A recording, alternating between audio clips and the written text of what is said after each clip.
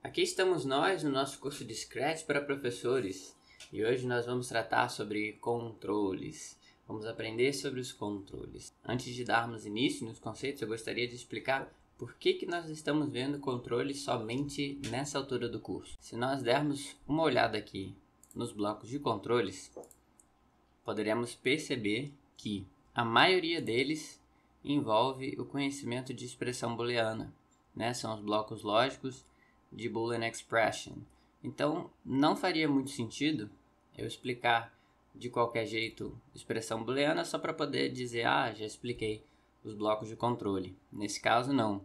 E além do mais, controles também trata de interrupção de scripts e clones, que são conteúdos um pouco mais avançados, né? Intermédio avançado. Por isso que eu deixei essa aula só agora, depois que a gente já viu algum desses conceitos aí, operadores lógicos, né? Sendo assim, esses controles aqui, o de espere, repita e sempre, são autoexplicativos, né? Espere, vai esperar um tempo, repita, vai repetir uma quantidade de vezes e o sempre vai fazer aquilo sempre. Então, por isso que a aula de controles está sendo dada somente agora. Vamos então para o nosso projeto. Chegando aqui, podemos ir para o interior. Chegando aqui na nossa área de controles, o primeiro bloco é o bloco de espere. Ele vai aguardar a execução desse script por um determinado número de segundos. Nesse caso ali, botei 1. Então, quando eu clicar na bandeira, ele vai aguardar 1 segundo e vai liberar a execução do script. Viu? É assim que funciona, muito tranquilo. Temos também o de repetir. Ele vai repetir o conteúdo que está aqui dentro uma quantidade n de vezes. Nesse caso aqui eu coloquei 8 e também vai esperar um pouquinho para que não seja muito rápido, né? Então, vemos aqui, ele dá uma rotação completa repetindo 8 vezes. Temos também o sempre, né, que vai ficar executando sempre até que pare. E podemos usar esse comando de interromper script. Ele tem 3 opções. Se eu colocar esse script, aonde esse bloco tiver dentro da sequência lógica, vai ser interrompido. Então aqui, consigo interromper, certo? Se eu executar os dois scripts sempre, um troca a cor e o outro mantém ele girando, e colocar outros scripts no autor, ele vai parar os outros scripts e não esse que está carregando o bloco. Por exemplo, vou colocar desse outro lado, veja que ele parou os outros scripts, mas esse aqui continuou rodando. E na terceira, nós temos aqui como parar todos. Aí ele vai parar todos quando esse bloco for executado, certo? Então esses são os scripts sempre e também como interromper os nossos scripts. E aqui alguns relacionados a controle e tomada de decisão. Basicamente são expressões booleanas. Se esse daqui der true, o C, ele executa o código que está aqui dentro. Nesse caso, dizendo true. Agora, se for falso, se essa condição booleana aqui der falso e tiver nesse bloco senão, ele vai executar o que está no senão em vez de o que está no C. Podemos ter também o espere até que um valor ali dentro seja verdadeiro. Nesse caso eu tenho um espere até que o cronômetro seja maior do que 8. Se eu verificar aqui, meu cronômetro, eu posso executar esse script. Ele vai esperar até que o cronômetro seja mais do que 8 e depois ele libera a execução do script. Bem parecido com esse de espere 1 segundo. A diferença é que dentro aqui nós temos uma expressão booleana a ser validada. E o repita até que, ele vai repetir enquanto essa condição aqui for falsa, né? Olha só, repita até que o cronômetro seja maior do que 8. Então ele vai repetindo, repetindo, repetindo. Quando o cronômetro for maior do que 8, ele não repete mais, porque ele só vai repetir até que o cronômetro seja maior do que 8. Tá? Nesse caso, é assim que funciona. Vamos então ver um exemplo prático aí de como a gente poderia estar aplicando esses conceitos de controle. Eu tenho esse exemplo aqui, que é o pizza, né? Tem um script básico aqui de inicialização. E eu tenho o clone. Note só que eu coloquei clone aqui.